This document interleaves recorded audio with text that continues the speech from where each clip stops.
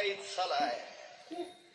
अरे गावच्या पेशी वर्ण संभाजीना नेलं जात होत, पण गावातल्या वारकऱ्याला आणि गावकऱ्याला माहिती नव्हतं आपला राजा काही झालाय. कळेपर्यंत संभाजींना सुरक्षित ठिकाणी पोहोचवलं होतं आणि औरंगजेबाला खबर द्यायला हेर धावत आला होता. हुजूर हुजूर बडी खुशी की खबर आहे, संभा गिरफ्तार हुआ. आणि आल्या हेरला औरंगजेब विचारत होता, पी के तो नहीं आए, क्या बकते हो? हाँ हुजूर, संगमेश्वर में मुकर्रब खान ने दस्त कर लिया उन्हें.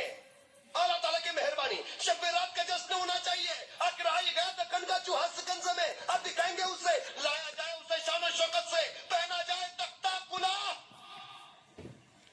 आतापर्यंत तिने आपल्या खांद्यावर मराठी तख्त फेरला असेल, आता त्याच्या खांद्यावर तख्ता कुला ठेवा.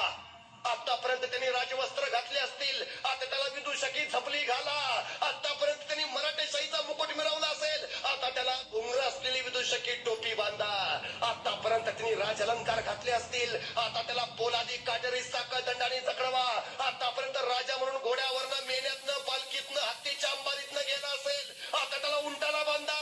आतापर्यंत राजाला म्हणून नगारे वाजले असतील, आता ढोल ताशे बनवायला सुरुवात करा. करू द्या महाराष्ट्राला. आलमगीर औरंगजेबनी संभाजी गिरफ्तार केलाय आणि बरहुकूम निघाली झेंड.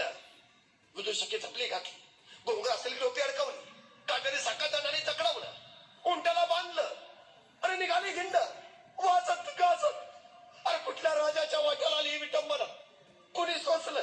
अरे मोगली छावणीत कल्लोळ कल्लोळ वाजला होता आनंदाचा. आकुरले होते सारे. अरे 9 वर्ष ज्याने औरंगजेबाच्या दिमागात सैतानी गोंधळ घातला, तो संभाजी कसा? अरे कसा दिसतो, कसा आहे तो? कोण कोण कोण? अरे कोण कुणाच्या झाडावर, कोण कुणाच्या घरावर, कोण कुणाच्या डोक्यावर, कोण कुणाच्या खांद्यावर उभा राहून बघत होते. कसा आहे संभाजी? आणि निघाली खिंडा वाजत गाजत. अचानक कुठून तरी फिरफिरणारा दगड यायचा, थप छातीवर आदळायचा, रक्ताची चिळकांडी हाताळायचा, कल्लोळ उडायचा.